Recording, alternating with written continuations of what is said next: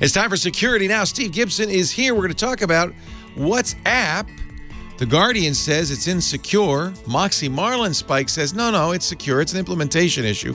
Anyway, you know Steve can get to the bottom of that, plus all the security news. It's all next on Security Now. Netcasts you love. From people you trust. This is Twit. Bandwidth for Security Now is provided by CacheFly at CacheFly.com. This is Security Now with Steve Gibson, episode 595, recorded Tuesday, January 17th, 2017. What's up with WhatsApp? Security Now is brought to you by Rocket Mortgage from Quicken Loans. When it comes to the big decision of choosing a mortgage lender, work with one that has your best interest in mind.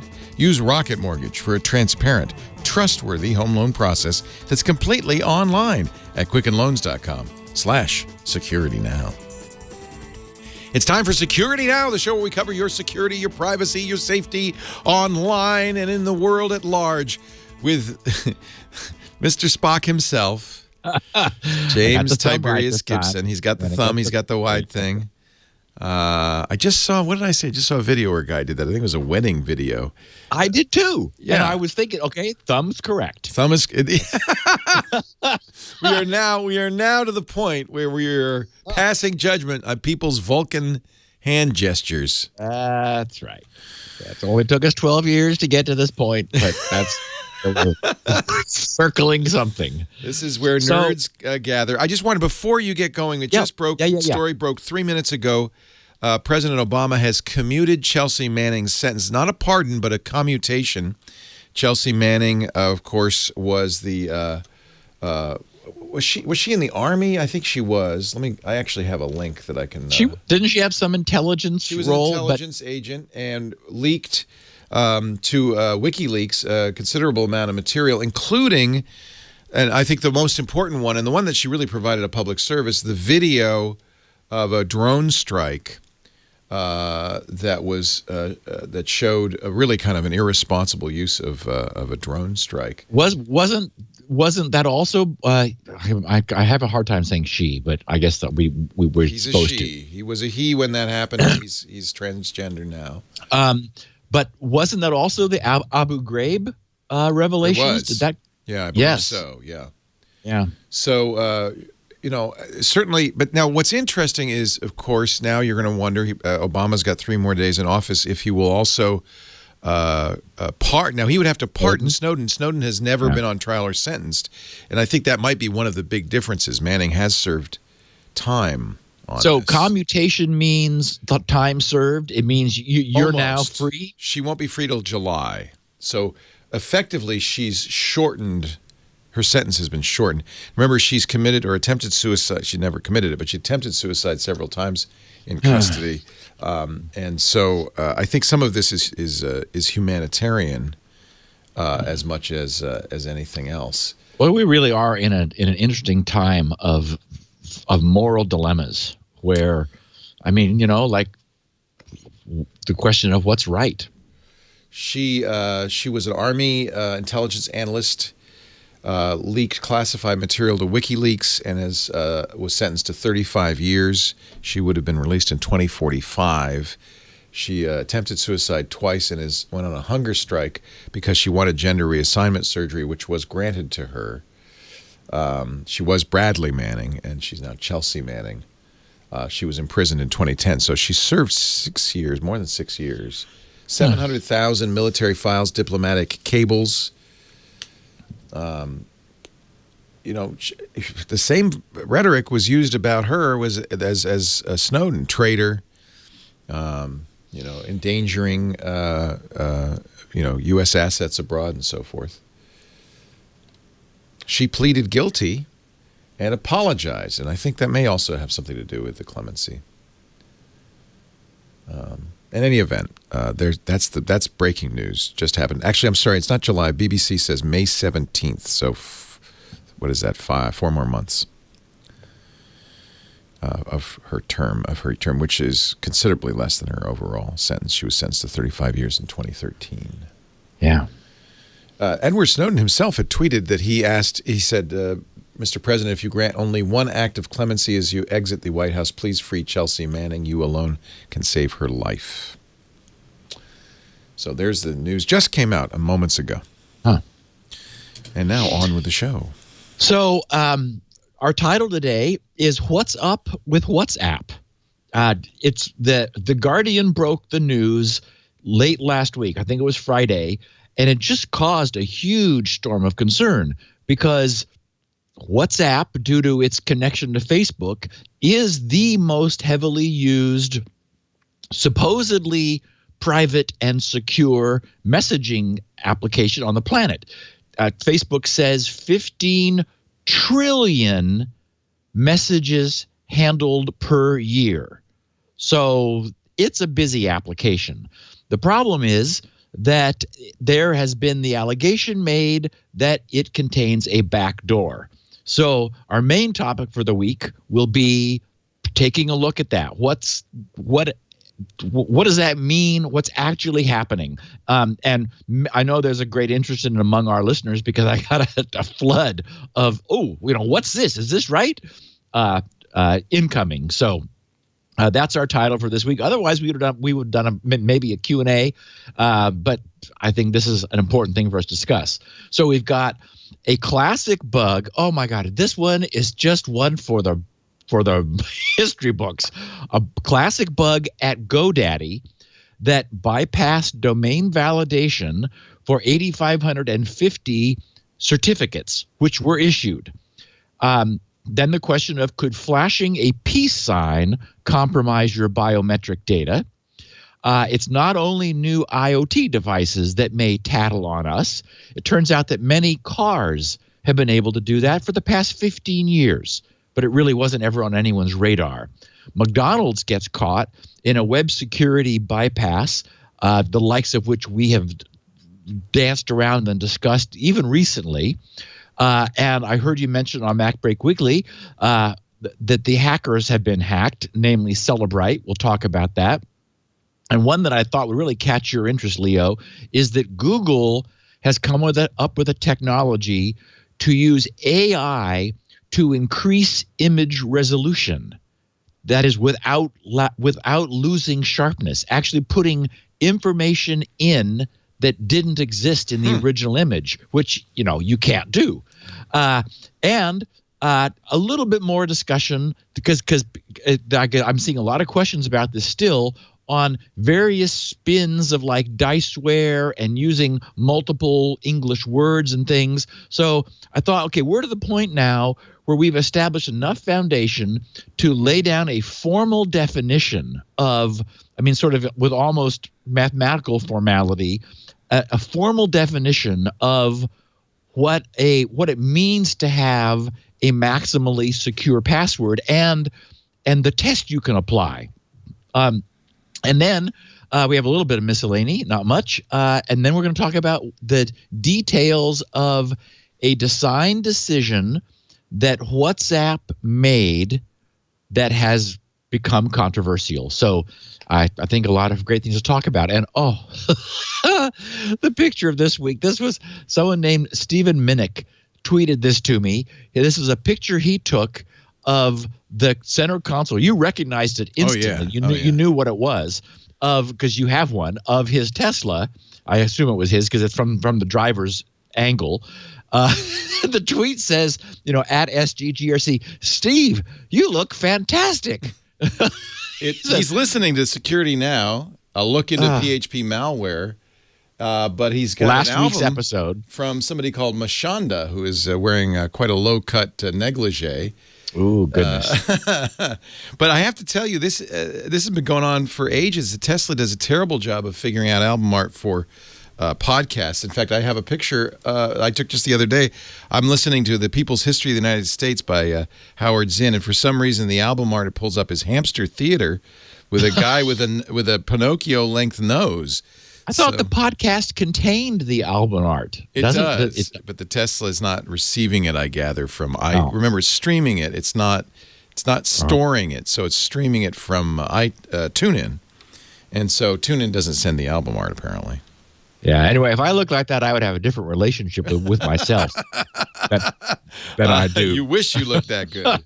You wish you looked that good. Yeah, that's funny. So, okay, as I said here in the show notes, the righteous bug of the new year bites GoDaddy and allows the issuance of 8,850 certificates. Actually, it turns out it ended up being a little more because of some interesting caching issues that they later found without proper domain validation. Now, the first note here is that GoDaddy handled the entire mess perfectly and responsibly, which doesn't make the bug any less wonderful.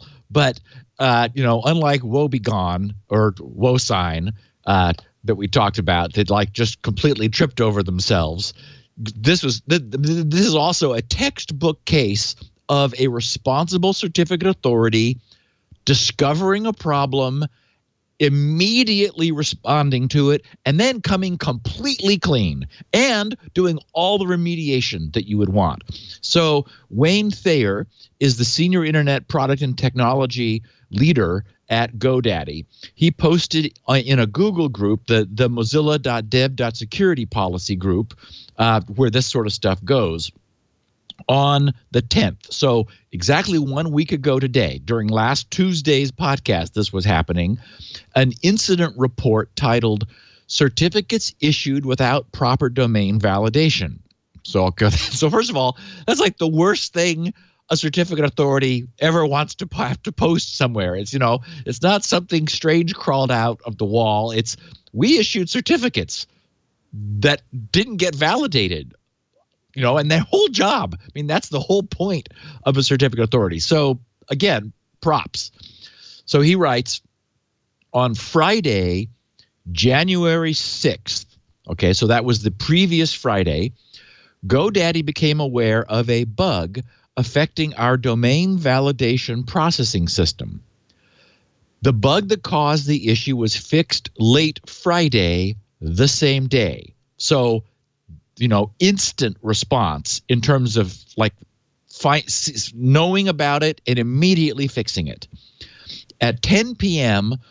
Pacific Standard Time on Monday, he writes, so 3 days later, January 9th, we completed our review which they were probably doing all weekend, to determine the scope of the problem and identified 8,850 certificates that were issued without proper domain validation as a result of the bug.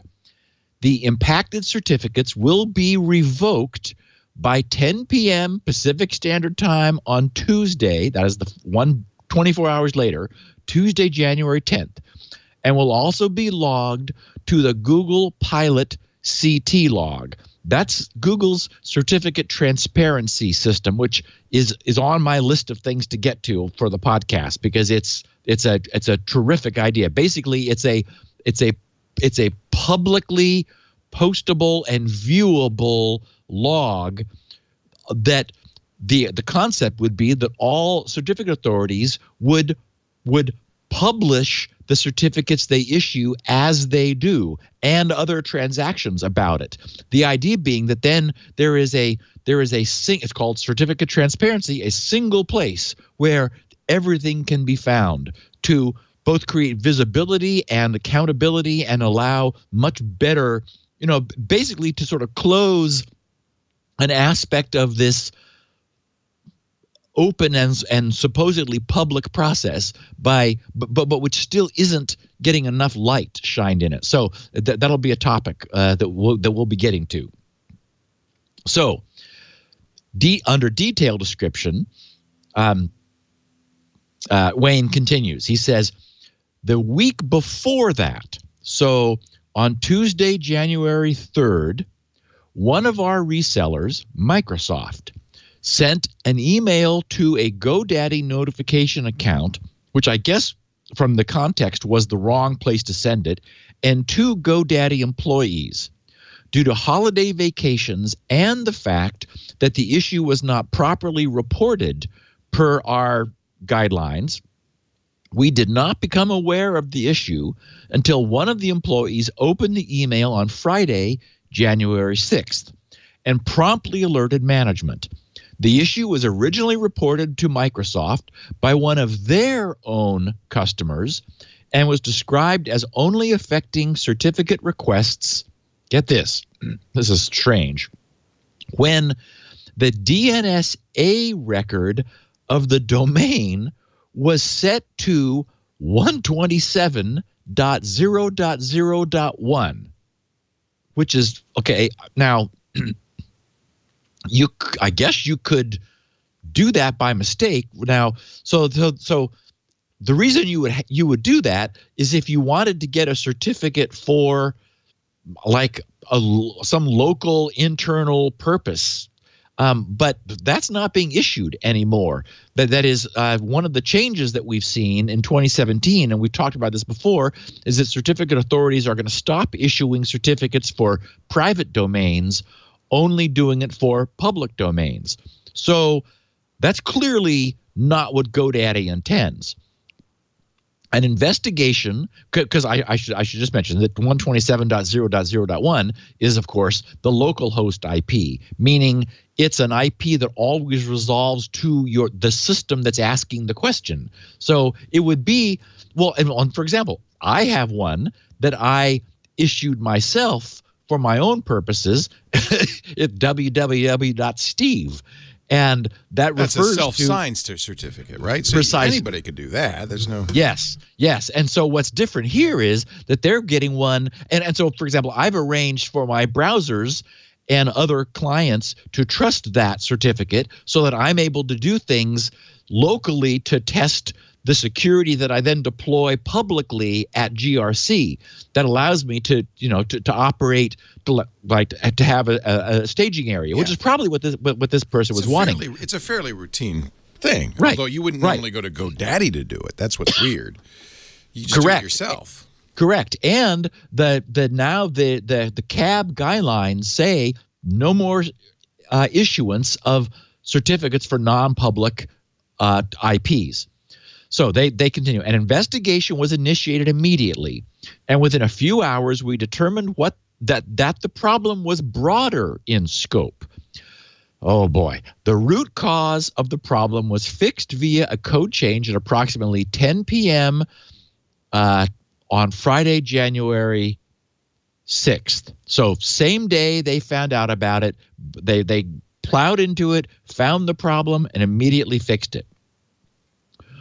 On the next day, on Saturday, so yes, indeed, they were working the weekend, January 7th, we determined that the bug was first introduced on July 29th, 2016, as part of a routine code change intended to improve our certificate issuance process.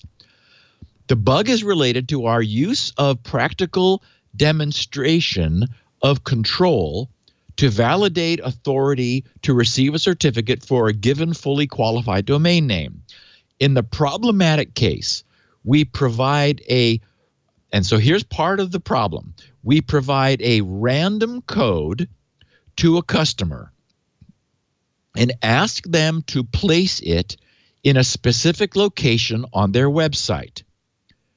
Our system automatically checks for the presence of that code via an HTTP and or HTTPS request to the website. And at first I was thinking, wow, how could HTTP be secure? But on the other hand, I'm sure they're taking that into account.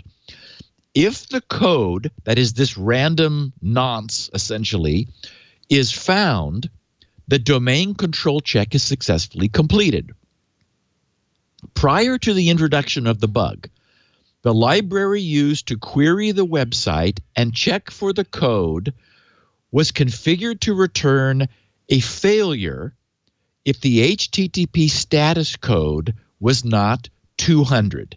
We've talked about this before. When the browser makes a query to a remote server and says, like with blah blah blah.html, in the response headers, there is an HTTP 200 space OK is the common phrase. And so then there are different things that can be returned. For example, it might say 301 redirect, in which case another header will tell the browser that this asset has moved to a different URL, and the browser should then ask again at this new location. So those little return codes are very handy. And of course, the famous one is the 404, which people typically encounter.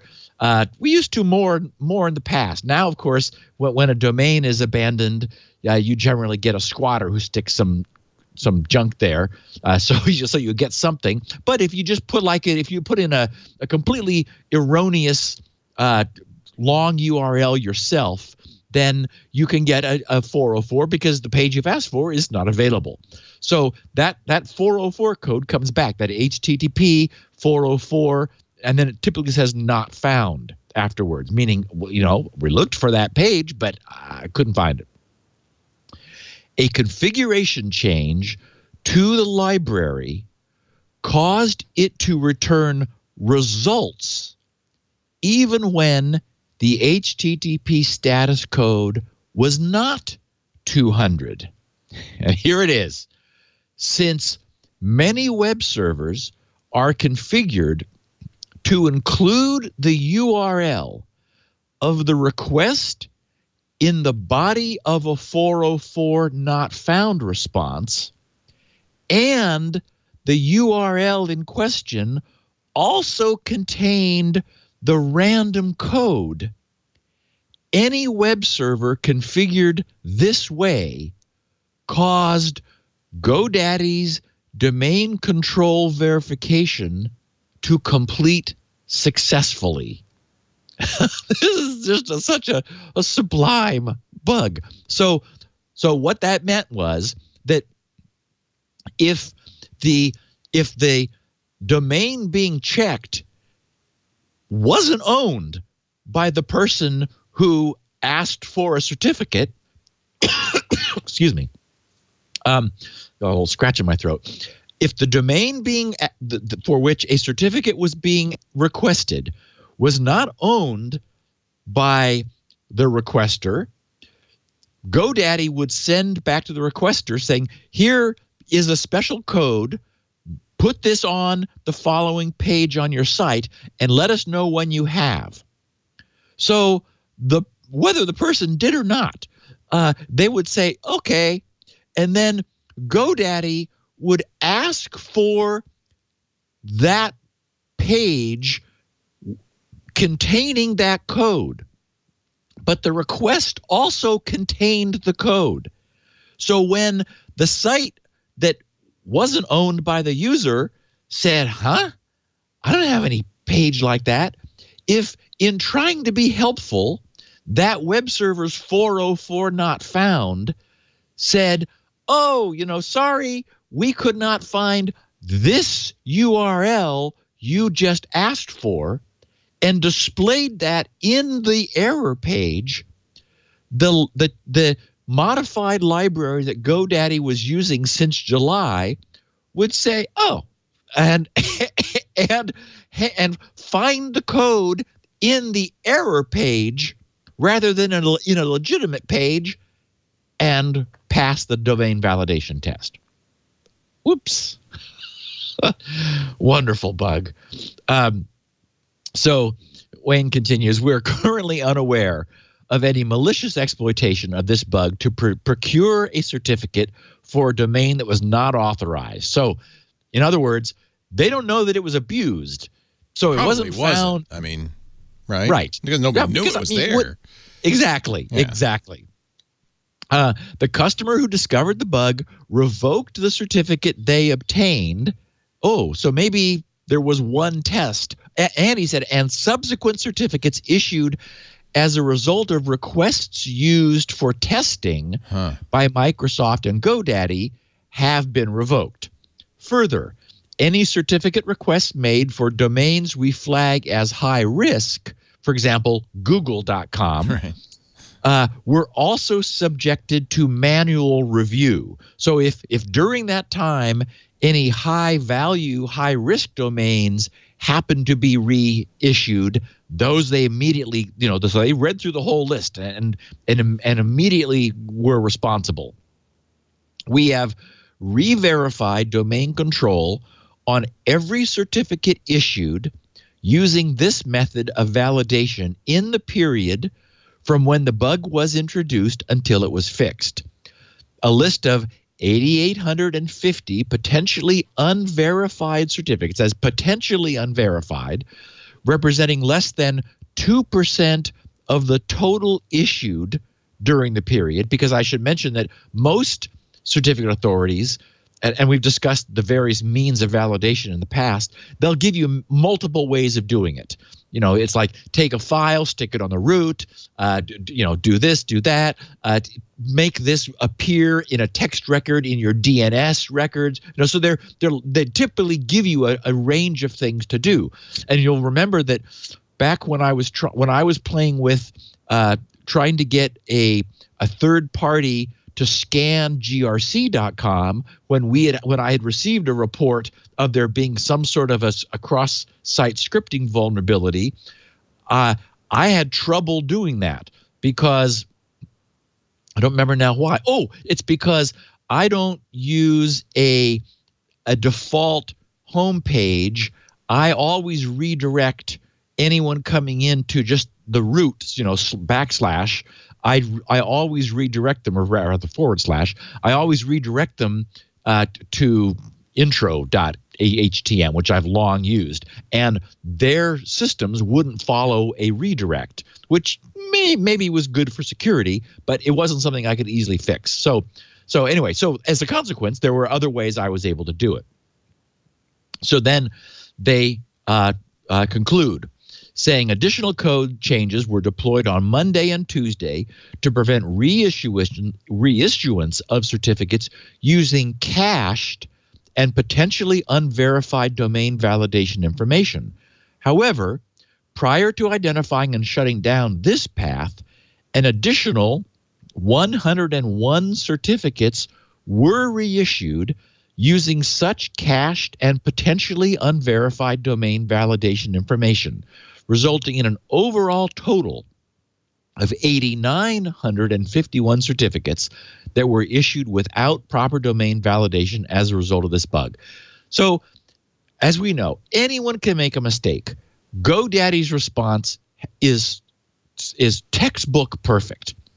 And finally, under next steps, he concludes saying, while we are confident that we have completely resolved the problem, we are watching our system closely to ensure that no more certificates are issued without proper domain validation, and we will take immediate action and report any further issues if found.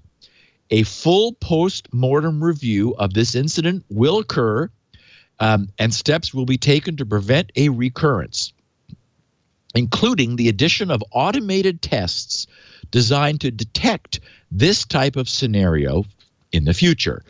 If more information about the cause or impact of this incident becomes available, we will publish updates to this report. Wayne Thayer, GoDaddy.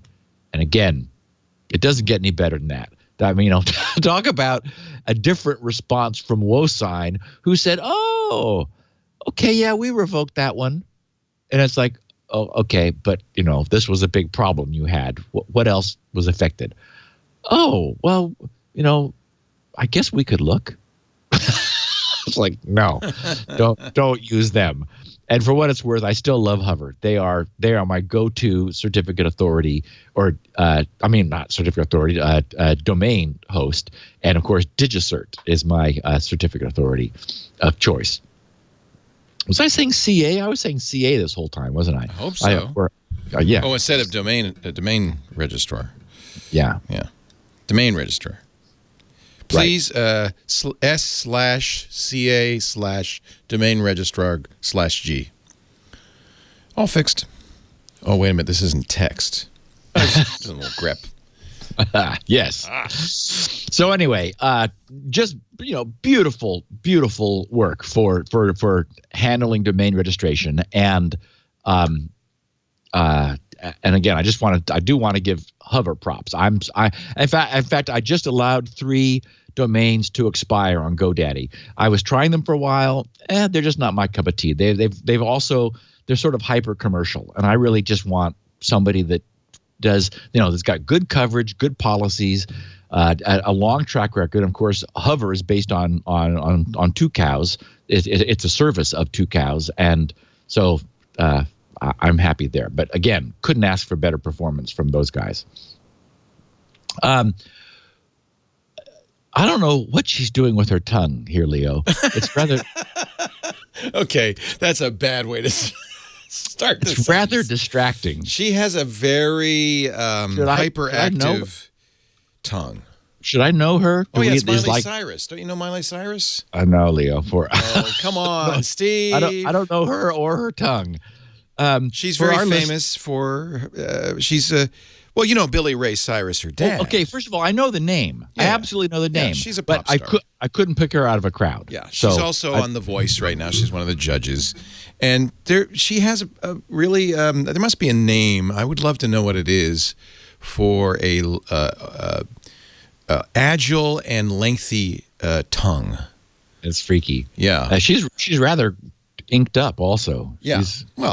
Hey, she's under. She got 30. like crib notes on her left hand. What does that say there? Those probably are. Yeah, that's probably that's something she wrote, and then it's hard to distinguish those from the tats. But the point of this photo is she's flashing the peace sign. Yes. And what I have noticed is, well, we've all noticed, camera resolutions are skyrocketing. And I am sometimes still taken aback when I zoom well into a photo and the image remains super sharp. Because, in the old school days, you're used to zooming in and it gets all blurry. Except that the resolutions are so crazy now that we are picking up a lot of additional information. So the question is raised, could flashing a peace sign or Vulcan hand grip, that's now a problem. I can see your fingerprint right now. Right now. Could that lead to biometric theft? And I would have to argue with sufficient resolution, if somebody had a good lens and image stabilization and the lighting was correct, and meaning that like you were able to pick up the 3D nature of the ridges, it's probably possible. We have seen an instance where a distant photo of a old school mechanical lock key was taken with with a state-of-the-art camera.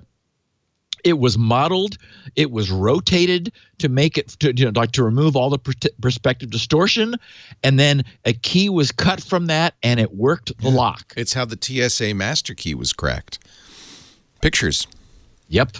Now, if somebody had your fingerprint, though, most fingerprint readers, you can't, just put I think you'd need more than just an image of the fingerprint, wouldn't you? Or maybe not. Well, yeah, and we've talked about that a little bit. And so the hope was that by using technically the term is projective capacitance.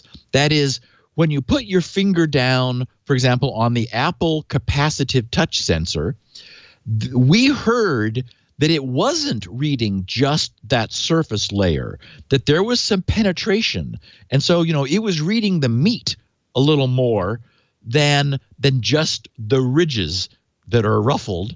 But on the other hand, we also have seen successful spoofs using gummy technology, using like conductive rubber that has ridges on it in the pattern of a fingerprint. So I don't think we can rely enough, unfortunately, on the technology. For example, verifying there's a pulse and maybe checking your pulse ox to say, okay, yes, this person is alive, instead of just being a gummy bear that's had a fingerprint etched on top. I think there's infrared. They read the heat, and which is not to say you couldn't create a prosthetic that would work. But Steve, this is a part of a much larger picture, which is essentially that basically your soul can be stolen now. And if somebody has an image of you, they can make it do anything they want. You can no longer trust photographs or video. You can. I Well, mean, it's we saw a young Princess Leia, right. and she Right. never said what she said. Commander Tarquin was reproduced in the newest one. I haven't seen it yet, but I hear that's. So yeah, exactly.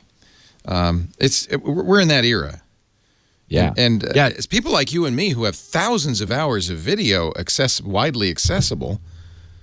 I think, I think your fingerprints are the least of the. You can be created. And that takes us into this next article perfectly, because Forbes got a lot of attention this week from their Thomas Fox Brewster is the guy who covers crime, privacy, security in digital and physical forms for Forbes.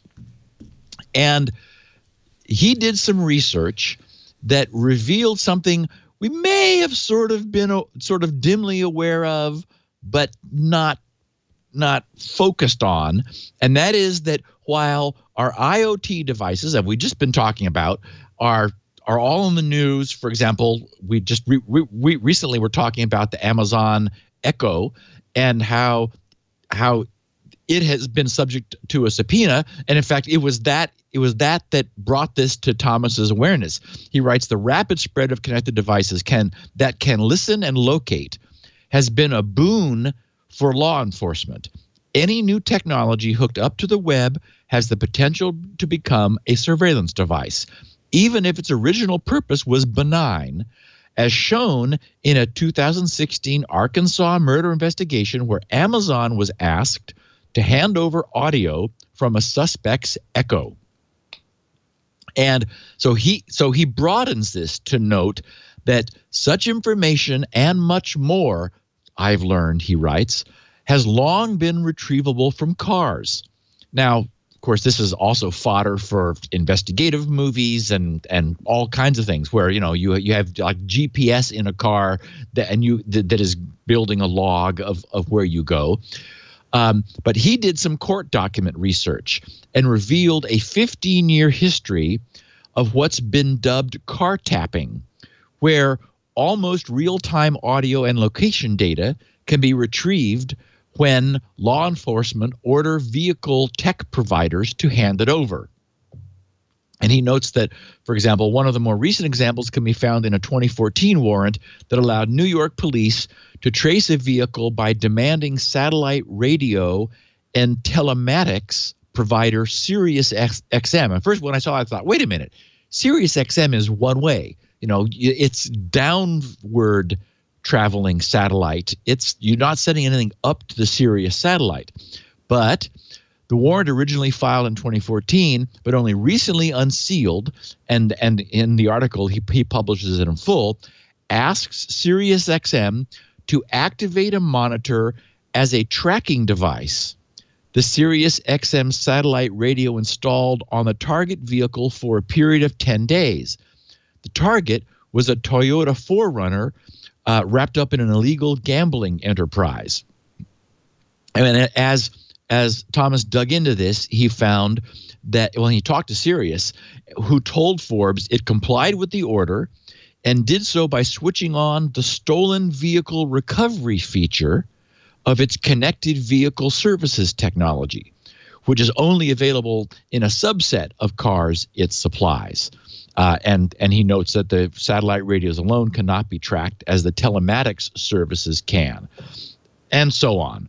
So, and in fact, his article goes at great length to enumerate many of these sorts of things. So it's just sort of again another heads up that when law enforcement discovers a means for acquiring data, we can no longer think, oh, maybe they're not going to pursue it or they're not going to, try to get it. What we're seeing is instances, and in fact, this brings us later to the WhatsApp question. What we're seeing is that anything available, someone's gas meter, which is an IoT device, or of course the Amazon Echo, or law enforcement will examine the technology in the car's believed to be used by suspects obtain a court order and use whatever technology is available there in order to pull data from it. So, Leo, to your point, this is the world we are in today. Yeah. And, I'm doing nothing very interesting in my car, so I'm not that concerned. Of course, my car has the advantage of being 15 or 16 years old, and so it's completely disconnected.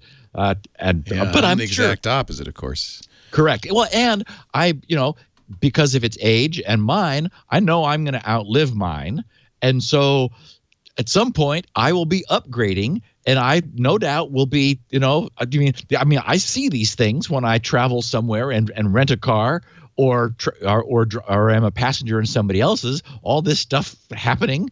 And so, I'll have that eventually.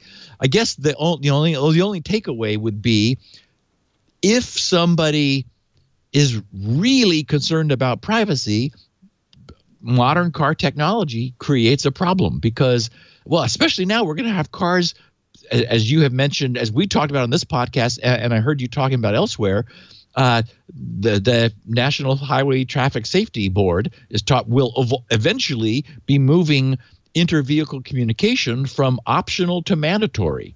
So we're going to be driving connected computers around, and so another aspect of privacy disappears. And of course, we've talked about license plate scanners that are increasingly present, so that this information is just, it's out there. I feel like we're all living in a Philip K. Dick novel at this point. I mean, science fiction is coming true. I know that's exactly right.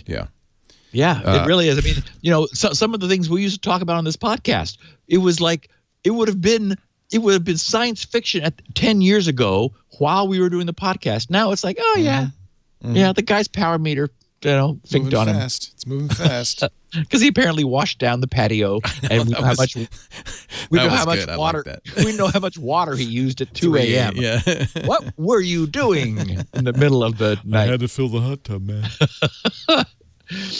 So, McDonald's website was found to have a problem, which they didn't acknowledge. And after the person gave them plenty of time, I think 6 months or more to respond, when he couldn't get a hold of anybody who cared, he said, okay. And so he laid it all out. And our listeners will quickly understand the problem. His post was titled, it's a blog post, Stealing Passwords from McDonald's Users. And essentially, he worked out all the details required to do that, where he can go to anyone's computer who has ever logged on to McDonald's and display their password in clear text. This is a consequence of a series of mistakes. In order for that to be true, you have to really mess things up in terms of your web services. But there's one place where this starts, and the title was Reflected XSS, which of course is cross-site scripting through AngularJS, which is a well-known JavaScript library. Sandbox bypass causes password exposure of McDonald's users. What he first saw was, and this is a mistake kind of related to what happened with GoDaddy, but this is similar to what caught me, because remember that when I was asking people to enter their transaction code in order to look up a previous purchase of Spinrite, if they misentered it, I would return an error and say, oh, sorry, we couldn't find that transaction code. And to be helpful, I was returning it filled into the form so they could look at it and check again and just fix the typo. Well, the helpfulness created a potential vulnerability, because what that allowed was a user to control what the web browser displayed. And just last week, we were talking about the dangerous power of PHP, where if an attacker could somehow arrange to cause a victim or target web server to display a page containing PHP code that the attacker provided, then in the display of the page, as it went from the web server and was intercepted by the PHP parsing module, if it encountered PHP, it would execute it. And if it was the attacker's code, that's not good. Well, the closely related problem is the same kind of thing at the client side. Whereas if you don't have PHP, pretty much everybody is running JavaScript. I mean, I gave up blocking JavaScript some time ago, as we all know. I dropped using NoScript because it was just becoming too much of a pain and switched to uBlock Origin. So similarly, if your browser gets a web page, it scans it for any JavaScript embedded in the page's content that it should execute. So if the attacker can arrange to put their own script tags in, then you are in trouble. So what I had not done in my case was properly escape, as it's called, escape the special characters like the less than sign and the greater than sign, which are used to bracket the keyword script.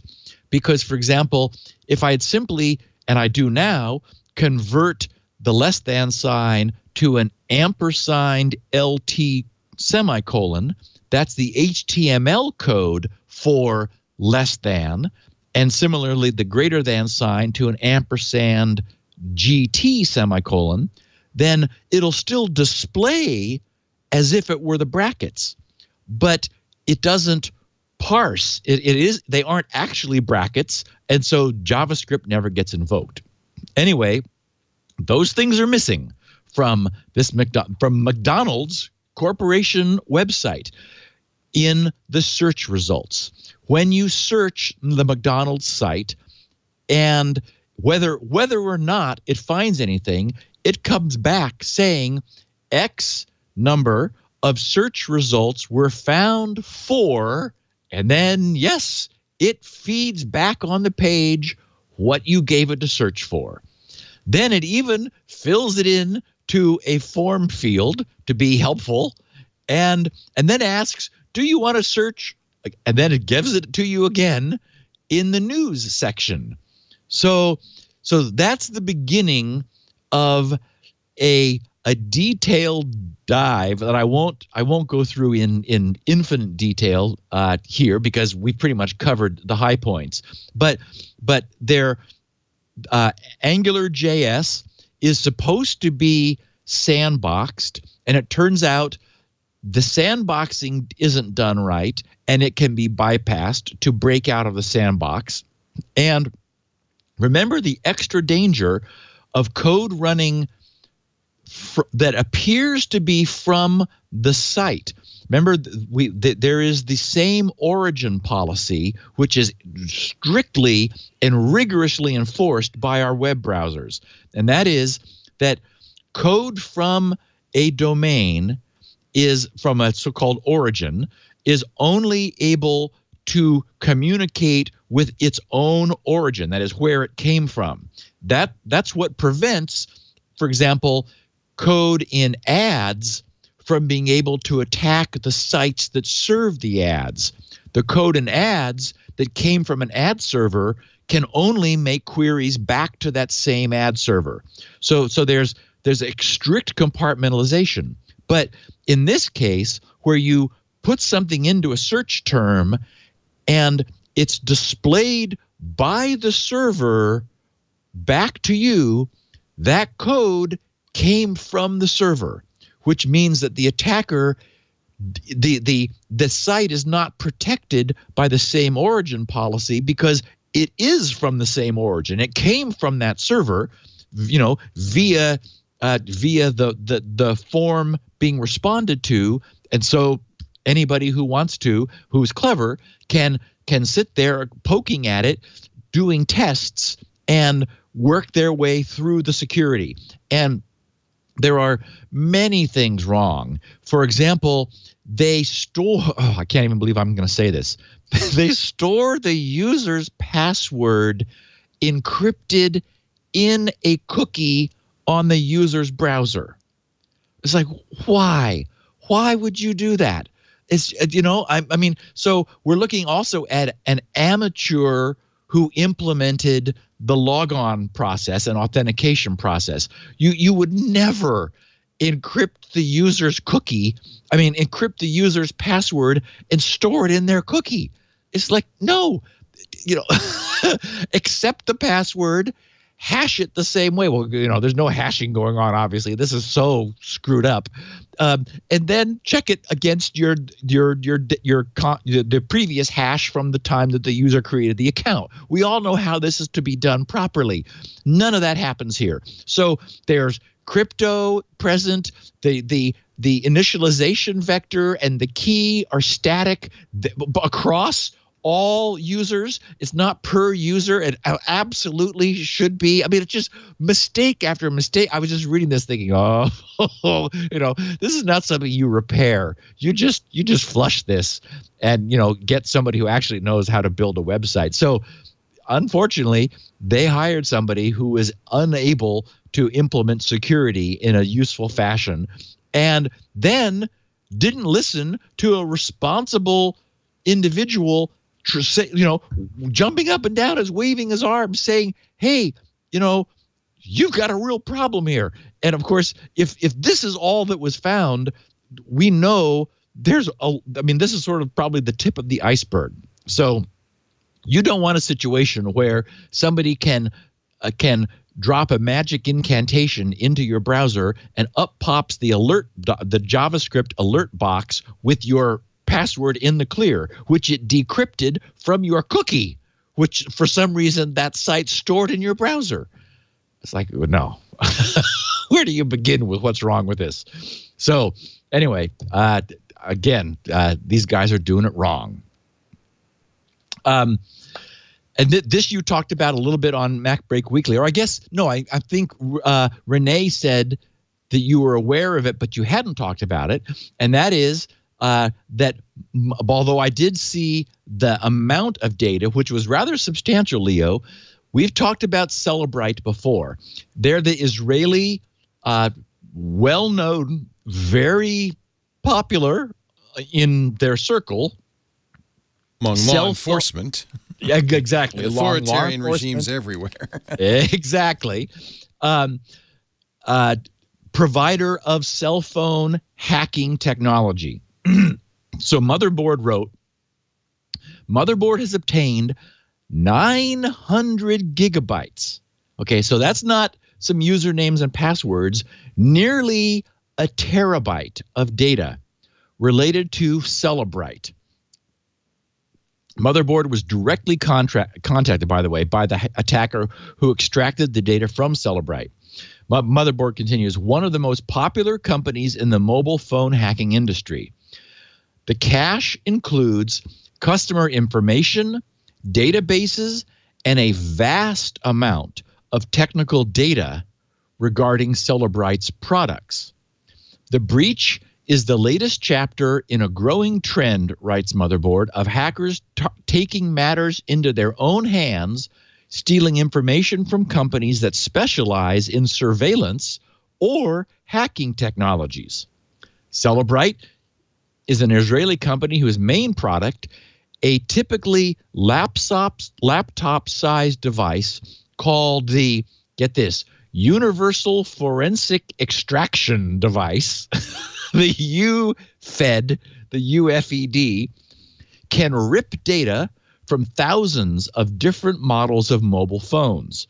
That data can include SMS messages, email, call logs, and much more, as long as the UFED user is in physical possession of the phone. And in fact, there was a really sort of interesting photo that went along with this that showed a sort of a filing cabinet with just hundreds of phones shown like in their repository. I've seen such things in hard drive data recovery facilities where they maintain a massive store of spares for like drives that die because their main board fries or something, and they go, oh yeah, we have one of those, and they swap the main board in, and the customer's back in business.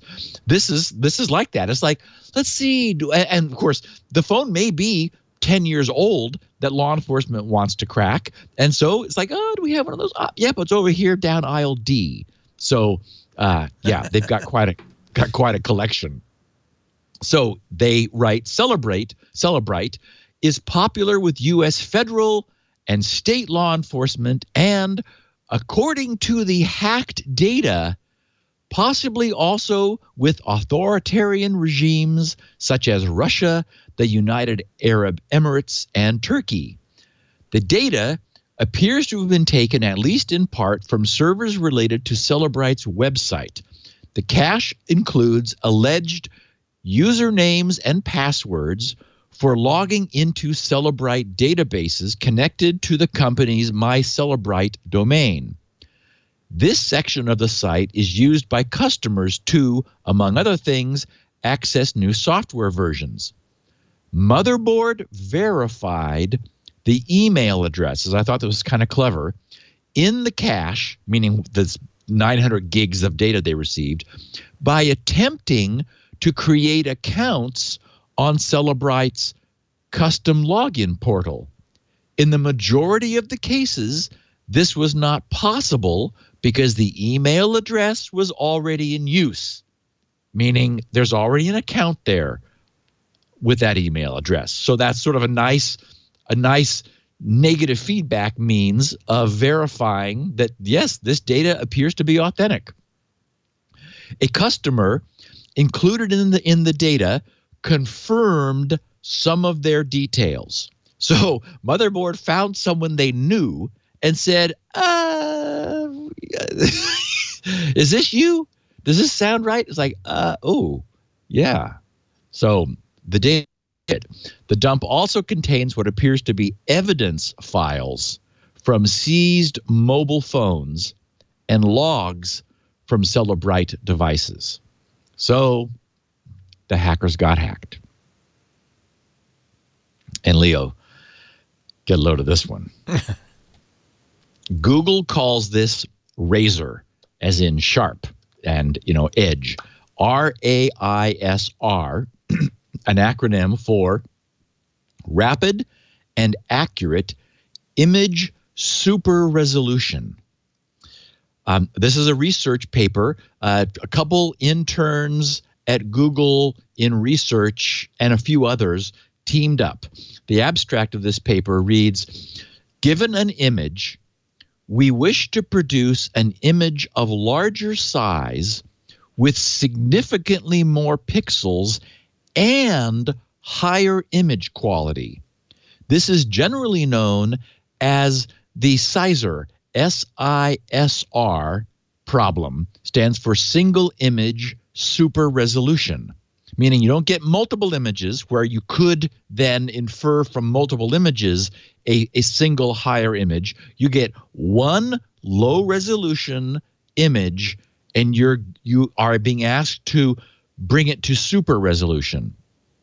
The idea is, and get this, is that with sufficient training data, and this is where I was thinking when you talked about we're pretty much, into science fiction and like some other world with AI now, with sufficient training data, meaning corresponding pairs of low and high resolution images, we can learn in the training and AI sense of learn a set of filters, in other words, a mapping that when applied to a given image that is not part of the training set will nevertheless produce a higher resolution version of it where the learning is preferably low complexity.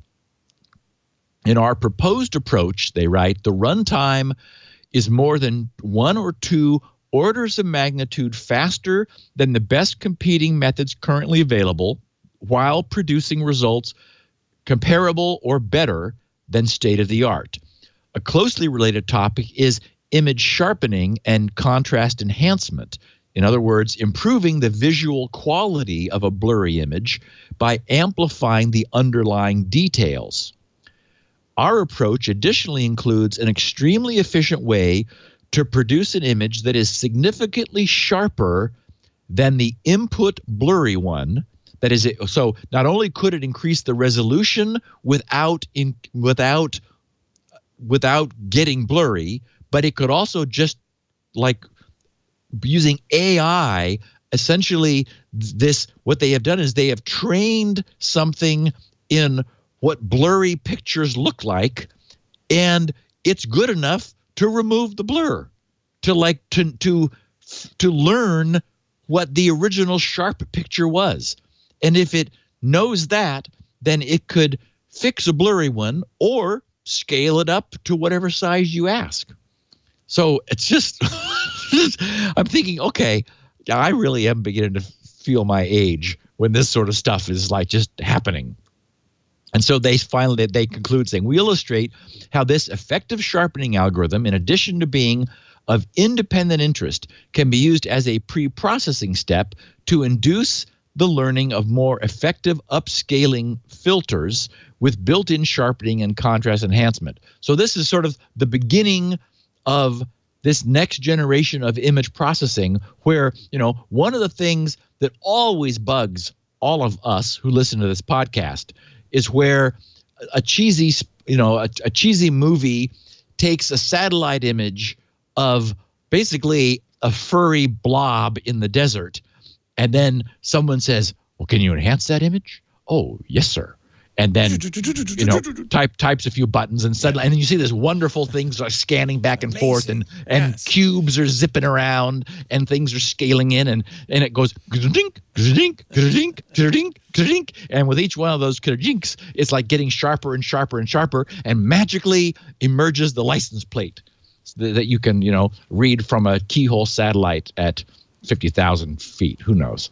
Anyway, it's looking like that's not so far-fetched. Because when you think about it, different original images will have slightly different blurs, and so there are things you're going to miss. That is, if there was a defect in the image that the blur masked, well, the AI would have no way of knowing that. That is, if the information was really removed, but there's been a lot of work on anti-blurring filters, and now the point is they're going beyond an algorithm to something that is actually a knowledge base which has been trained by looking at blurry and not blurry, or different size, and learning how to go from one of lower quality to higher. And this all, by the way, was couched in various articles that picked up this story, talking about how Google might be, and this is like a long way away, of course, but it was sold as a means of reducing the communications bandwidth. That is, you send thumbnails, and this magic brain running in your browser, Chrome triple plus, just expands them to the proper size, and it looks just fine. And even if it is Myris. Sniley? What is her name? I forgot. Sniley Myris. No, Miley Cyrus. Miley Cyrus, yes. She was TV's Hannah Montana. Come on, Steve, you must have watched that. No, I was busy with Stargate SG-1. I think so. When she was dancing around or whatever she was doing. So I got a question. I just picked this one out of the bag of many, because our discussion that we've been having recently of passwords sort of brought this to the fore. Rodrigo Baruin said, "You said that a random character password was better than one with random words. Is this true of the Diceware system, even if longer?" So the Diceware system is one which is basically a sort of an easy and fun to use system for choosing words at random in order to build a larger composite password. And many people ask this or related questions. And remember, it was last week we were talking about how whatever it was, I can't remember the example I used. Something or other. 1, Horse, 2, 3. stable, cat. Yes, thank you. Yeah, Horse, staple, 1, 2, 3. Like yeah. Yes. And the fact that I could say it that quickly was a clue that we had a problem here, because horse and staple are objects which are known. And so the entropy they contain is dramatically less than the entropy that number of characters could hold, which is the problem. And then I pronounced a 12-character piece of gobbledygook that took me 15 seconds just to get it all said, which similarly demonstrated that it actually had more entropy. There was no way I could express that to our listeners any faster, which was, again, a clue. So I thought, okay, let's formalize this. And here it is. If there exists any, I put this in caps in the show notes, if there exists any strategy for in any way short-circuiting a brute force attack, then while the system may still offer sufficient security, it does not offer maximum possible security. So again, if there exists any strategy for in any way short-circuiting a full brute force, basically try everything attack, then even though the result may still offer sufficient security, it does not offer maximum possible security. Even my own password haystacks method has been validly attacked by those who said that haystack patterns could be checked for. And those people are absolutely correct. Checking for haystack patterns would be a strategy that would be better than sheer blind brute force. So only if so in terms of composing a truly maximally difficult to crack password of a given length, only if every character composing a string's password is equally probable to occur, randomly chosen, and without any interdependence among or between other characters, do we have both maximum entropy for the length and, by definition, no possible strategy for reducing the search space below what's required for a full brute force attack. So that's the formalization. If any strategy, if you can look at it and invent a way of making it quicker, you're in trouble. So clearly, horse, staple, 1, 2, 3. Well, dictionaries exist. And so and we know that people tend to like actual words. They may change the capitalization around, and that will slow down the attack. But so imagine a brute force system that was really well designed. The last thing it would try was to assume a super competent password chooser. It would hope that a human used horse, staple, 1, 2, 3. And so it would try those. It's got its dictionary. It would use the words in the dictionary and put them in different orders and intersperse different numbers. And then if it's really up to speed, it would think, I wonder if this guy might listen to Security Now, and did the haystacks approach to lengthening the password. And so, again, before trying before dropping to just, okay, I give up, I'm going to try everything, it would do things like, a pen dashes to the front and the back, a bunch of them, and then asterisks, and then stick them in the middle, and do haystacky things. The point is, if you look at it and you can invent a way that an algorithm could check for that, then that's not maximum entropy, because a committed cracker will check for that. That's what we're learning. The cracking technology does do that increasingly. And so the only safe place to hide is with maximum entropy. Anything you do, even a bunch of words chosen at random, sorry, we got a dictionary. Those are words. We're going to try those before we go off into the blue and try just assume the worst case for the cracker, which is a maximum entropy password. So that's, of course, what we want to use. And I think you want to take a break right now. I detect that I need a cup of coffee break sound.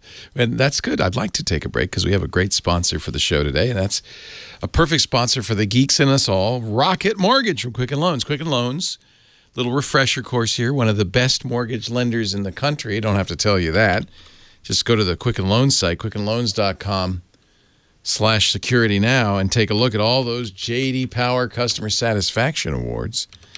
That's quickenloans.com/security now. They call it Rocket Mortgage because it's kind of 21st century, the future's answer to getting a home loan or a refi. The idea is you're going to get a custom mortgage solution in minutes, customized to your needs exactly. And it's completely online, so you don't have to bring in a box of stuff. You don't have to even bring anything in. You can do it all from your couch on your phone or your tablet. And it's important, when you're choosing a mortgage lender, to pick somebody you trust who's got your best interest in mind, and that is Quicken Loans. In fact, this is not only is it all online, which means you could do the whole thing. It takes just a few minutes to apply for the loan. The whole mortgage process is online, right even down to submitting pay stubs and bank statements with just the touch of a finger. But there's also, once you do that, sliders that you can adjust the rate, the length of your loan in real time, and find a payment that suits you. You get approved in minutes for a custom solution, just what you want. And it's from the best in the business. I mean, this is a no-brainer. Go to quickenloans.com/security now for Rocket Mortgage. quickenloans.com/security now, equal housing lender, licensed in all 50 states. NMLSconsumeraccess.org number 3030. Rocket Mortgage. Watch it take off. Rocket Mortgage. quickenloans.com/security now. Whether you're refining or buying a home, it would pay you to check this out first. quickenloans.com/security now. We thank them so much for their support of security. Now, Steve has taken advantage of this moment to wander off. Yes, 4 large glasses of iced tea. Wow. Podcast. And so now, are you doing ice? Oh, I understand now. You had to reverse the process. Exactly. So reverse osmosis at play. Yes. Moving on. Yes. So just one little bit of miscellany. The question was raised, and we discussed what I had heard Reince Priebus say Sunday before last. When he was criticizing the DNC's, handling of email and the DNC hacks and so forth, claiming that John Podesta's email password was password. Well, it turns out that we sort of know where that came from. The good news is it wasn't exactly password, but it fails the high entropy test by a long shot. It's @SSW0RD. If we assume the validity of this piece of information from WikiLeaks, this was Erin Sepp, who I did track down. She is an administrator with the DNC.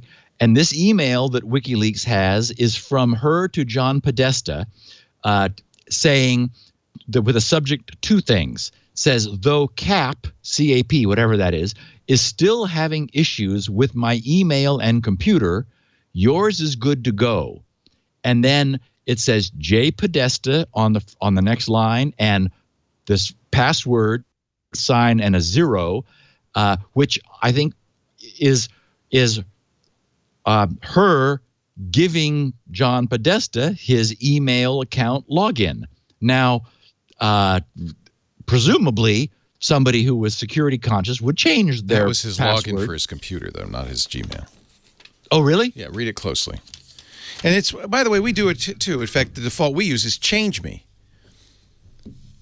And then you're expected to take that and change it. So, again, we do know what the email, the password was. It wasn't particularly good. The Gmail password is apparently the combination of the word runner and 4 digits. So it was not password. No. Okay. This is just, and by the way, so what if it was? That's blaming the victim. Doesn't mean he wasn't hacked by Russia. Right.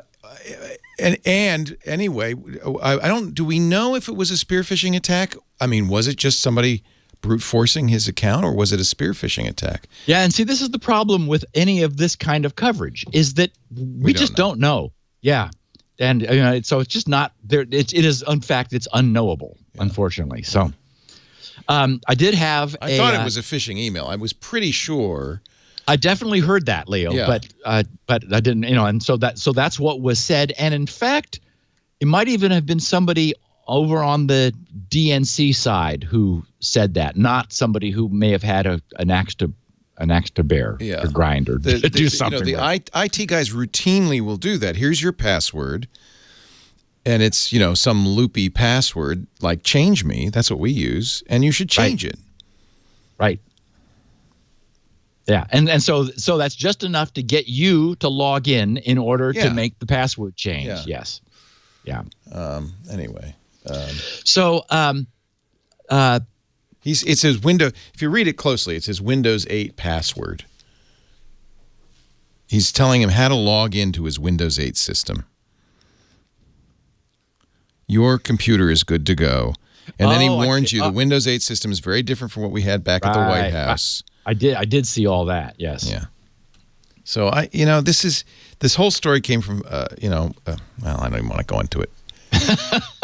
And I don't think it's even germane. If the Russians hacked his email, whether they did it easily or with difficulty, doesn't change the importance of the foreign government attempting to change the results of our election. I was just following up because I had heard that, and there was some question about it, and then when I saw this, I thought, oh, maybe it was actually. Now they're saying runner. The chat room saying runner wasn't even for his Gmail. That was his iTunes, his Apple account. So I don't know. It's a little sad that we know all of this, though. I mean, that's because his email was leaked. But I have to say leaked. But if you read the email, besides being embarrassing, it wasn't particularly revelatory. No, and I think I never saw a smoking gun in there.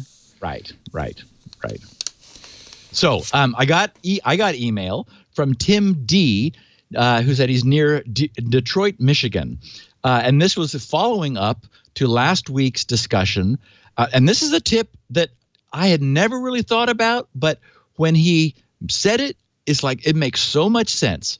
He said, so the subject was SN294, which was last week's Spinrite story, which was about the RAID 10 that was having problems until the user ran Spinrite on his drives. He said, I just wanted to note something I learned from an older and wiser geek. And then Tim writes, he told me that about half of the very substantial price difference between a commercial Compaq at the time server and something with similar specs that you built out with consumer parts was that Compaq has a large supply of hard drives that are not managed in a first in, first out manner, meaning that Compaq maintains their own warehouse essentially of drives. And so he says instead, and he means here a Compaq server or any server, would be assembled so that you did not have two drives from the same manufacturing run in your array, because infant mortality in hard drives would tend to cluster around certain manufacturing runs, which is known. If one drive failed early and all drives were from the same manufacturing run, it's more likely that a second drive would fail before a new drive could be swapped in and the array rebuilt. And he finishes saying, "This is the reason I have always purchased drives for my Drobos one at a time."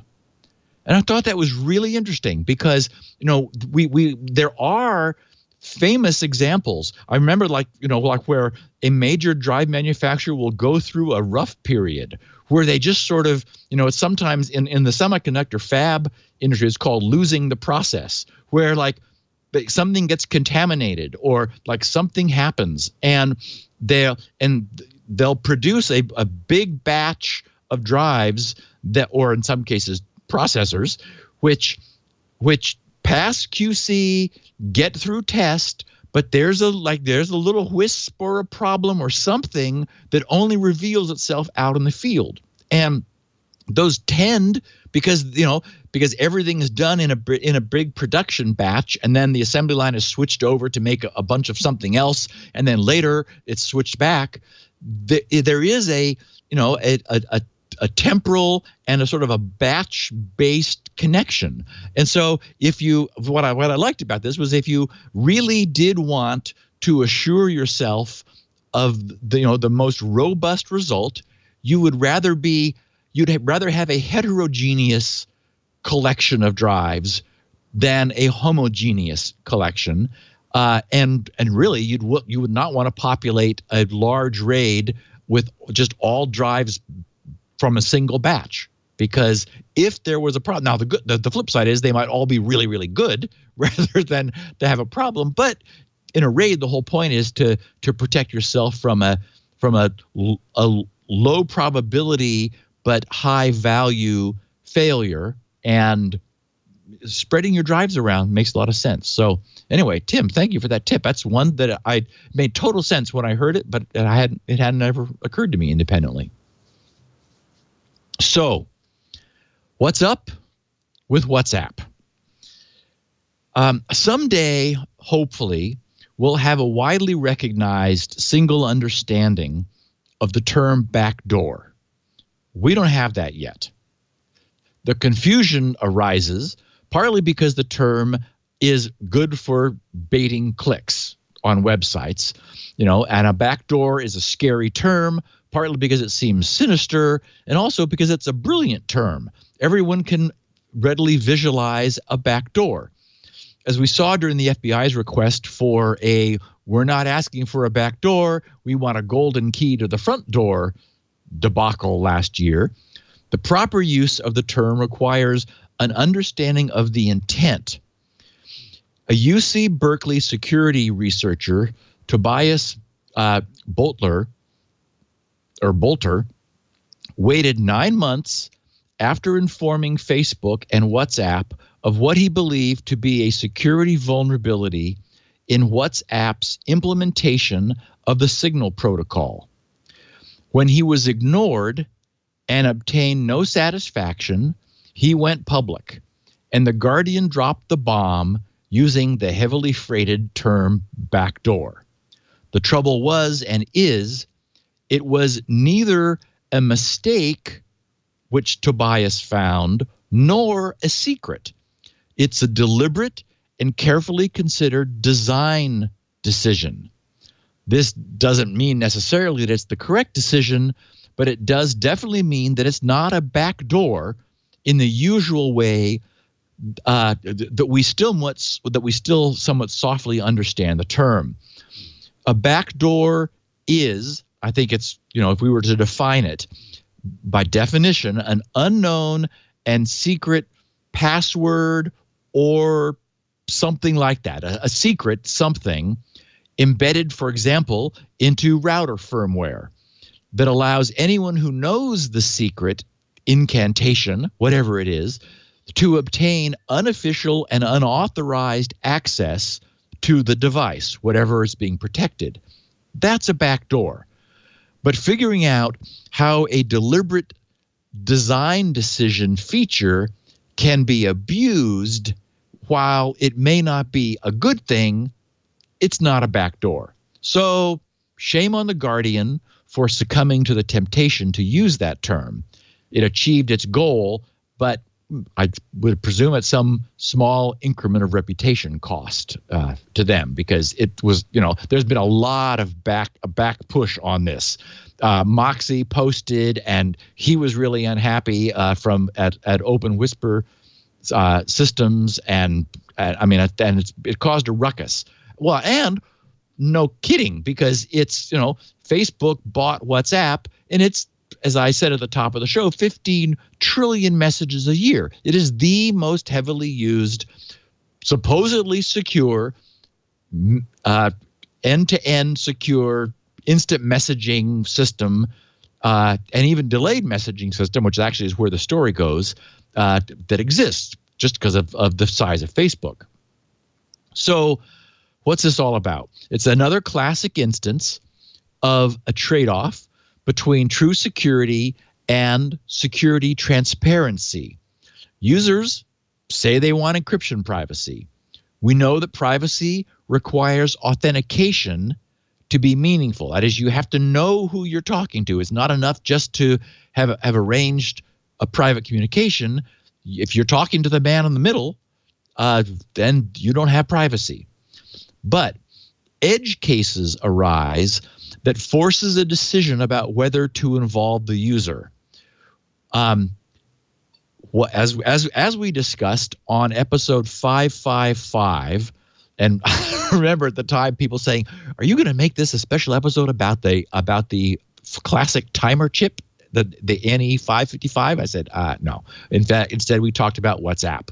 That was the title of podcast number 555, where we explained that WhatsApp is an implementation of Open Whisper Systems Signal Protocol.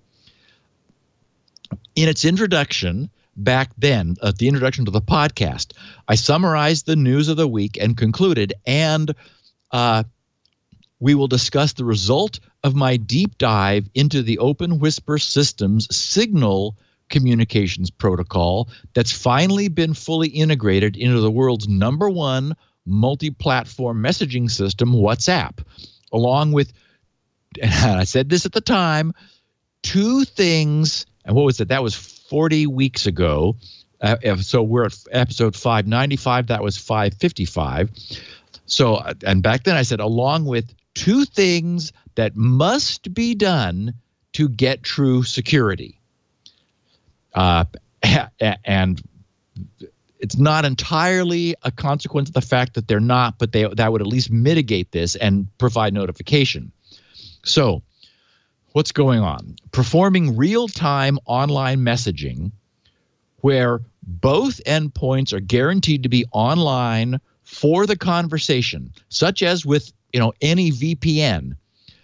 It turns out that's an easier problem to solve securely, because, as we've discussed before, we have robust protocols such as the Diffie-Hellman key agreement, which allow the two ends to securely negotiate a new shared secret on the fly in full view with their traffic being monitored.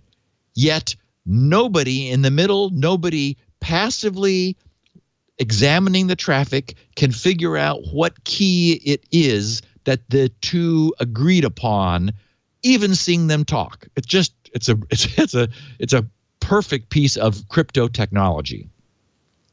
So long as reliable authentication is tied into the negotiation, meaning that you are sure who you're negotiating the new key with, to prevent tampering up to and including a man-in-the-middle attack, the endpoints are free to generate shared encryption keys at the start of every dialogue and even to regenerate them periodically for long-lived communications. You wouldn't want to, for example, use that key forever if you had a VPN that was just up statically connecting two offices, because that would mean you don't have what we call perfect forward secrecy.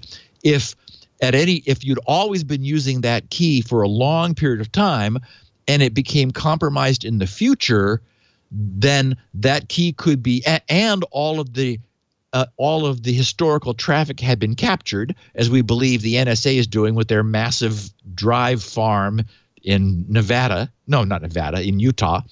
Then the problem is that would allow the future compromise of the key would allow all past communication to be decrypted. So a more secure system is periodically expiring the key during the ongoing traffic. One end will send to the other, hey, let's do another key agreement, and they'll both pick new random numbers while everything is going on, agree on a new key, and then synchronize their change over to the new key. So they're constantly expiring and switching to new keys, so that at any point that a key got exposed somehow, the key probably in use the key that was in use would only compromise that the piece of traffic, the piece of conversation that was in place at the time.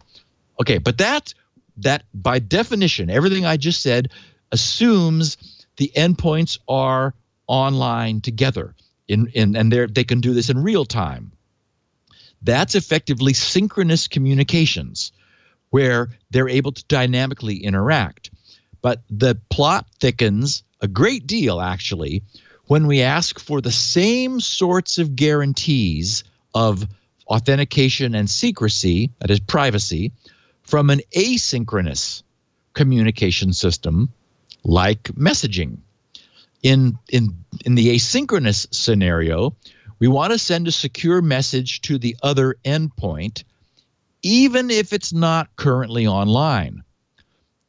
And we've discussed 40 weeks ago how the signal protocol arranges for this. And that's, of course, what WhatsApp inherits from Signal. It asks, this Signal and WhatsApp ask clients to pre-generate a substantial block of 100 public key instances, which will be escrowed on the central messaging server. So these keys are then distributed on an as-needed basis to anyone who wishes to obtain a key that is going to be a public key for the message's recipient, and that key would then be used to encrypt the message which is going to be sent to that recipient. So if endpoints are offline, not only does the messaging server hold essentially pre-keys, these like keys available for distribution while a client is unavailable, to allow people to asynchronously encrypt messages. But if that endpoint is offline, the messaging server must and does retain all unsent messages in encrypted form. It can't read them, but so it's just storing blobs, but it's waiting for the recipient to come back, to log back into WhatsApp or Signal, and then it says, and then it like flushes those messages to it, and that client is then able to decrypt those messages because it's got the master key from which these ephemeral public keys were created. So here's the problem. What happens when that other endpoint, that recipient endpoint, changes phones or SIM cards, as is more frequently done outside the US, or when the application is reinstalled? While there are still pending messages encrypted for its previously keyed identity. So again, the scenario is we have an asynchronous messaging platform. All clients keep the central server loaded with keys to use in the future by other people who wish to send them an encrypted message that the middleman, the messaging server, nor anybody else listening is able to decrypt. So they've sort of made a promise. They've set up a bunch of keys and said, use these to send me stuff. So then they go offline. Then a bunch of their contacts do send them things, but because they're offline, the server holds them. Now, while staying offline, they change keys. Something causes them to change the key. WhatsApp gets reinstalled, they get a new phone, they change SIM cards, whatever, or just reinstalling WhatsApp. So now we have a problem. The root key, which created these ephemeral public keys, is different and will not be able to decrypt the messages that come back to it when it next connects. So this is where Signal and WhatsApp diverged in their policies. Signal decided we're going to go for privacy first. We're not going to compromise that. So what happens is they block any additional communications and notify the sender that the recipient's key has changed and require affirmative acknowledgement and agreement. Now, and understand that this could be a malicious key change. So the key changing is one of the tricks in this system, and that's one of the things that we talked about at the time. And I said to people, the thing that annoys me is that is off by default. That is the notification of a contact's key changing is not on. So I told everybody listening, if you're going to use WhatsApp, and I don't remember what the case was with Signal, but certainly with WhatsApp, if you're going to use it, go into the security settings and turn that on, because you absolutely want to know if a key changes. Not being notified. Signal always tells you. Okay. So there's no ability to disable that. Nope. Okay, good. And so, of course, and so that was one of the two things, was make sure you had that turned on. The other is you could take it on faith that the key you're being displayed or that you've been given belongs to the person you think you're talking to, but authentication is incomplete unless and there's really no way to automate that. We want to keep not taking responsibility for authentication, but it's ultimately up to us if we really care. I'm not telling everyone they have to care, but if you really do care, you need to authenticate, meaning that there is that block of signature digits that represents the other end's key, and they've got yours, and you need to somehow, hopefully out of channel, that is, don't use the messaging app itself to send it back and forth, because that would be self-defeating. You need to use an out of channel means, like talking to each other or emailing it, some of the digits or something. It's just a hash of your key. So it's not sensitive information, but it can be used to verify the key. So Signal decided they're going to alert the user to a contact's key changing. Not only did WhatsApp decide not to alert, but they also decided, we need to make this more transparent to the user. We got 15 trillion messages a year. This thing is too popular. We just don't want to rock the boat. Rub people's face around in something messy, because they won't like it. They won't understand it. They won't know what is happening. So what WhatsApp does is the way the protocol works, the sender of the message that posted the message onto the server holds it until the server sends back a notification that that held message has been received successfully by its recipient. And as I was reading this, there's apparently a one check and a double check. And so the one check is the server got it, and the double check showing is it, and if the recipient got it. So while there's a one check on the sent messages, your client still has them. And so again, purely for the sake of convenience, WhatsApp chose to make the key change absolutely transparent. The way they do that is that when the recipient reconnects with a new key, the WhatsApp server realizes that and says, "Oh shoot, I've got a bunch of messages for you pending, encrypted under your old set of public keys that you can no longer access because you've just changed your master key. So hold on a second." The messaging server obtains the new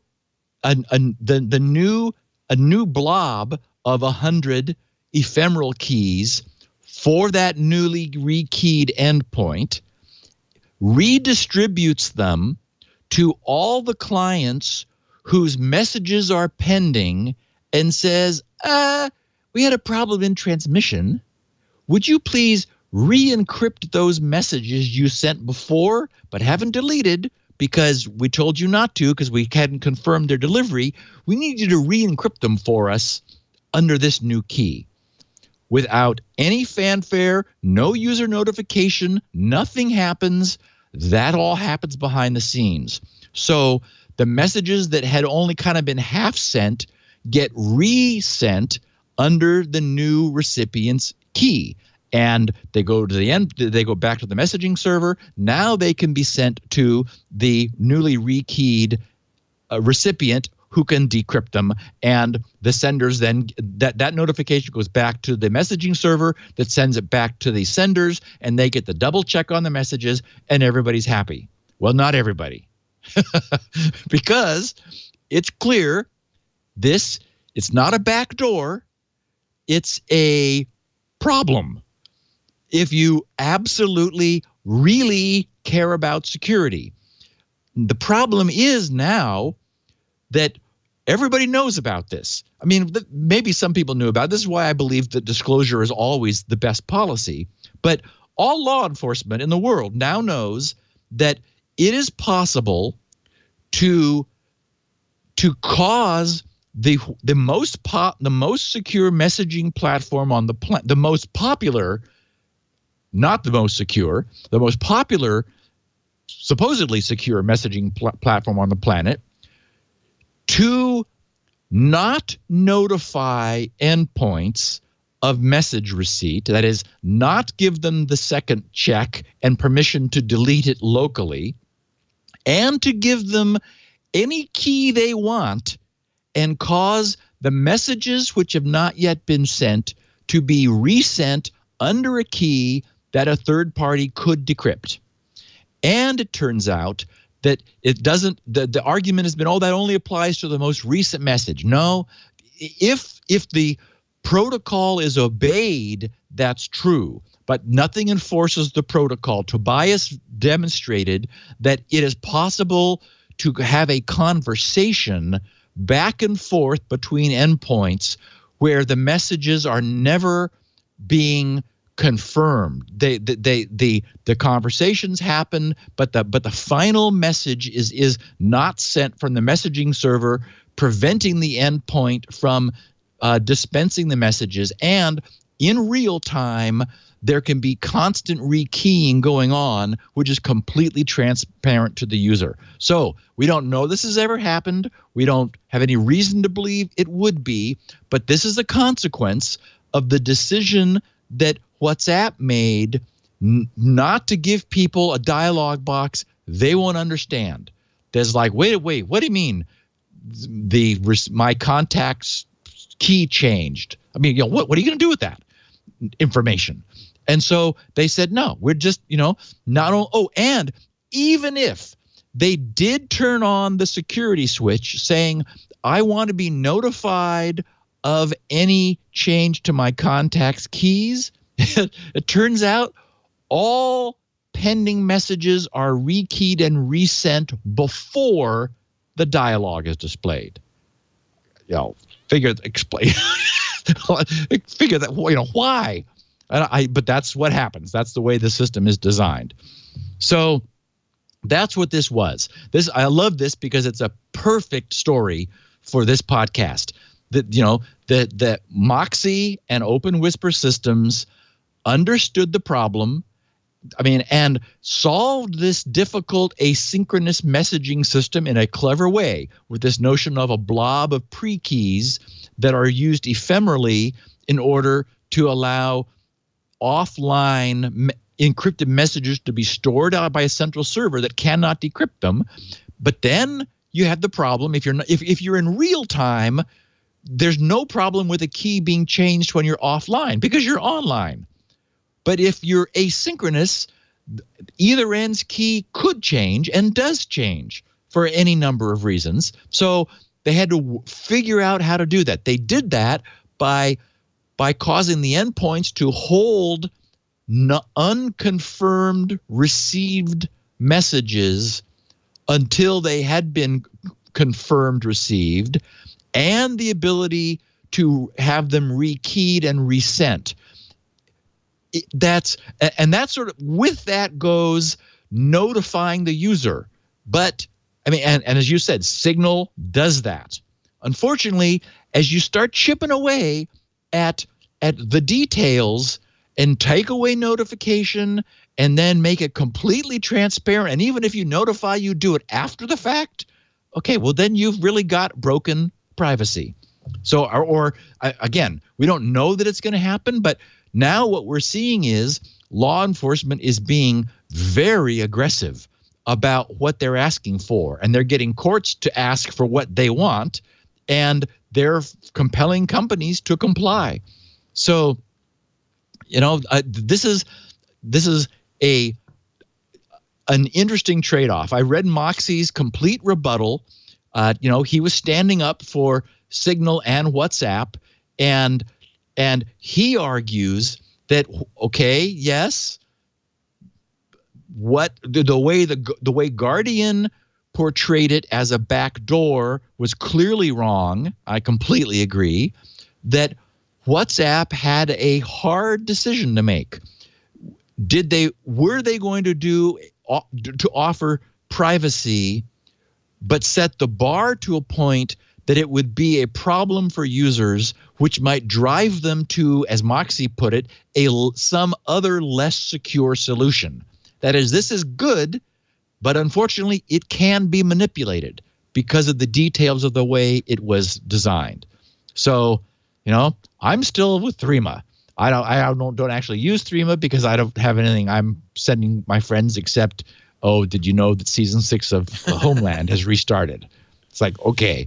But here's my message to anybody who is paying more than service. If you actually, truly, really do need security, then you're going to have to sacrifice some of this convenience. And I would argue most people on Facebook, they're also, retexting that season 6 of Homeland has started. They're not doing anything more that requires real protection from law enforcement or authoritarian governments and so forth. If you do, then what I love about Threema is that it doesn't have any of this complexity. It is dirt simple, which is why it's trustable. It's now been audited too. And remember, with Threema, it does nothing for you. It's 100% up to you to verify the key of the person at the other end, and they provide means to do that, but it's up to you to do it. And if the other end changes their key, you got a broken link. But wouldn't you rather have a broken link than have an unknown link to some foreign government or your own government? So That's the trade-off. Anyway, I love this for the podcast because it's a perfect instance of, the press mischaracterizing this, but there being a true dilemma because we're, despite everything Moxie and company did, this is the best they could come up with, and it's very good. But if you then say, oh yeah, it's very good, but we can't be like popping up on some scary thing every time a key changes. Okay, but part of the security model was that we would do that. And so if you start chipping away at it, then you do open this kind of, it's not a backdoor, but it is an opportunity for exploitation or for someone to be compelled to use the system in a way the protocol was not designed to be used. And it will do that. You need no modification to the clients, only the central server, and you can create a third-party tap. So action items would be use Signal. Yes. Or turn on the warning in WhatsApp in the settings. Then it would be roughly equivalent to Signal, or would it be exactly equivalent to Signal? Not exactly, because unfortunately, it notifies after the horses have left the barn. Right. Okay. So it's that when you were sending your secret location of the rendezvous to meet with the other the other bad people. Right. That message got out and could get decrypted. And unfortunately, only then it pops it up. But by that point, unfortunately, the decryption is done. If you're really up to no good, I would think that the best thing to do would be to install PGP, generate long keys, 4096-bit keys, be very careful about protecting your private key, and then just using, because it's easy to encrypt with PGP anything, right? Or are you saying a one-time pad? Or just a pad with paper? That's what President Trump says. Unfortunately, I did see that, as a matter of fact. Yeah. And I write a message and send it with a courier. It is hard to argue. In fact, we've talked about it. We've said, go into the middle of a park and whisper to each other. That's better than paper. After you throw a coat over both of your heads, so there's no audio leakage and no lip reading being done. I mean, it really is a problem. And remember that we still have the problem that if some malware, we now have a word for that. It's called an implant. That's the official NSA term. An implant in the phone will still be sending stuff out before it gets encrypted. So, yeah. You might have noted the use of Telegram in the dossier. And in fact, the dossier implied that Telegram had been hacked. And Telegram was at great pains saying, no, we weren't hacked. Of course, we don't know if the dossier is real or not, or if all the items are real or some are real or whatever.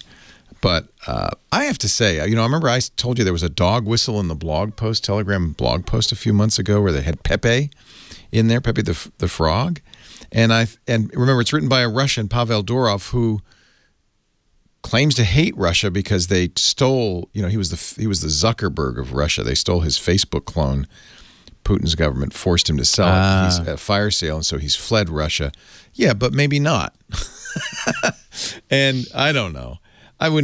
We've talked about the fact that Telegram uses its own roll your own encrypto that isn't really necessarily safe. We certainly don't know how safe it is. So don't use Telegram. Use Signal or Threema. Now, Threema is not open source, but you say it's been audited. Yes. So that's as good. Okay. Just, in case you're up to no good. Mr. Yeah, again, I use iMessage. Yeah. I use iMessage, and I drive my car around, and I don't worry about it. iMessage is no better than a lot of other systems where the key is held by the company. Correct. Key management, remote key management is the bugaboo. Yeah. Because that means Apple has access to the messages. Yeah. If you're not authenticating yourself, then you're not secure. Yeah. I mean, you probably are, but you're not guaranteed.